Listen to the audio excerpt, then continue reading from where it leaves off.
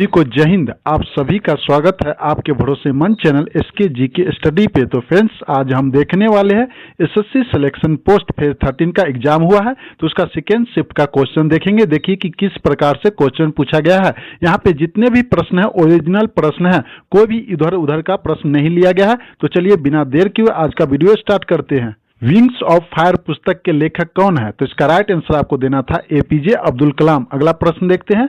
1526 में बाबर ने इब्राहिम लोदी को कहां हराया था? तो इसका राइट आंसर आपको देना था पानीपत।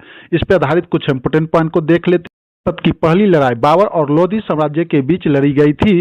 21 अप्रैल 1526 को उत्तर भारत के वर्तमान भारतीय राज्य हरियाणा के पानीपत के छोटे से गांव में हुई थी। समझो फ्रेंड्स। तो चलिए अगला प्रश्न देखते हैं। मौलिक अधिकार संविधान के किस भाग में निहित है? तो इसका राइट आंसर आपको देना था भाग 3। ये आपका राइट आंसर होता है। अगला प्रश्न देखते हैं। दिशा योजना किस मंत्रालय के अंतर्गत आता है? तो इसका राइट आंसर आपको देना था ग्रामीण विकास मंत्रालय के अंतर्गत आता है। एक चीज दिमाग में ठान लीजिए कि ये क्वेश्चन घुमा के पूछ सकता है। दिशा योजना मुख्य रूप से बिहार और झारखंड राज्य में लागू है। कहाँ?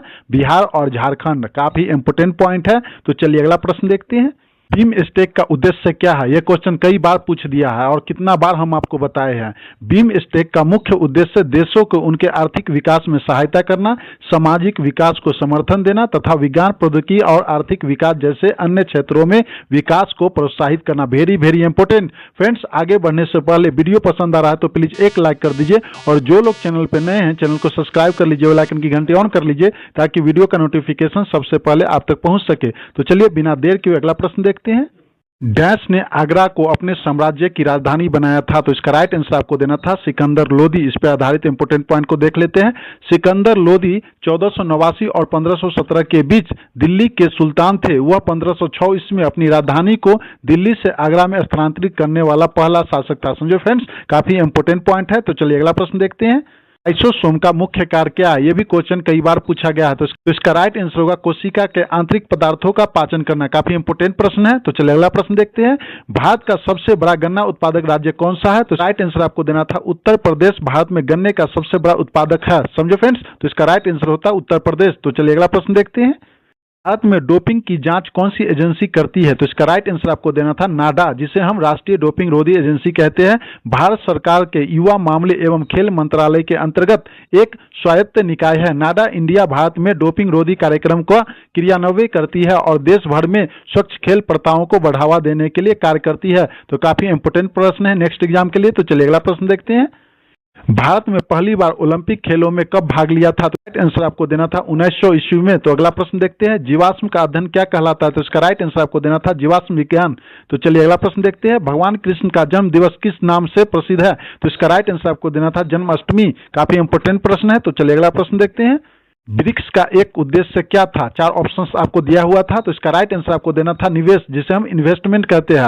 ऑप्शन में क्या क्या दिया हुआ था? मनोरंजन, यात्रा और शामिल। तो आपको राइट आंसर आपको देना था निवेश, इन्वेस्टमेंट आपका राइट आंसर होता। तो चलिए अगला प्रश्न देखते हैं। प्रश्न था रीजनिंग का। HIDE को 85142 लिखा जाता है, तो डैश को क्या लिखा जाएगा? तो इसका राइट आंसर आपको देना था 15342। समझो फ्रेंड्स, ये आपका राइट आंसर होता। तो चलिए अगला प्रश्न देखते हैं। यस, एक प्रश्न था इम्पेक्यूनियस का समार्थी शब्द दैट मीन्स साइनोम्स क्या होता है? आपके 4 ऑप्शन दिया हुआ था। चलिए इसके बारे में डिटेल से देखते हैं। इम्पेक्यूनियस का अर्थ है गरीब या धन की कमी वाला। इसके कुछ समार्थी शब्द इस प्रकार है: गरीब, निर्धन, कंगाल, दरिद्र, अभावग्रस्त। तो देखिए आपके ऑप्शन में क्या था, वो राइट आंसर होता। समझे फ्रेंड्स, इसमें से जो भी ऑप्शन में होगा वो आपका राइट आंसर होता। समझे, 3 गलत और 1 सही होगा। तो देखिए इसमें से क्या था। समझे फ्रेंड्स। तो चलिए अगला प्रश्न देखते हैं। एक प्रश्न था रीजनिंग का अगला पद ज्ञात करने के लिए बोल रहा था। 7, 89, 83, 79, इसके बाद का पद कौन होगा? तो 77 आपका राइट आंसर होता है। अगला प्रश्न देखते हैं। मैथ का था। एक प्रश्न था 10% और 20% की क्रमिक छूट कितना होगा? तो इसका राइट आंसर आपको देना था 28%। समझे फ्रेंड्स। तो चलिए अगला प्रश्न देखते हैं। प्रश्न था मध्य प्रदेश में सांची स्तूप में पाए जाने वाली सजावट की शैली को क्या कहा जाता है? आपको देना था भरहूत। तो फ्रेंड्स, आज मुझे जितना भी प्रश्न मिला मैंने आपको एक एक करके अच्छे से समझा दिया। ये सभी प्रश्न आपके आने वाले एग्जाम के लिए काफी इंपोर्टेंट है। तो फ्रेंड्स, वीडियो पसंद आया हो तो प्लीज लाइक कर दीजिए, और जो लोग चैनल पर नए हैं चैनल को सब्सक्राइब कर लीजिए, बेल आइकन की घंटी ऑन कर लीजिए ताकि वीडियो का नोटिफिकेशन सबसे पहले आप तक पहुंच सके। तो चलिए मिलते हैं नेक्स्ट वीडियो में नए क्वेश्चन के साथ। जय हिंद, जय भारत।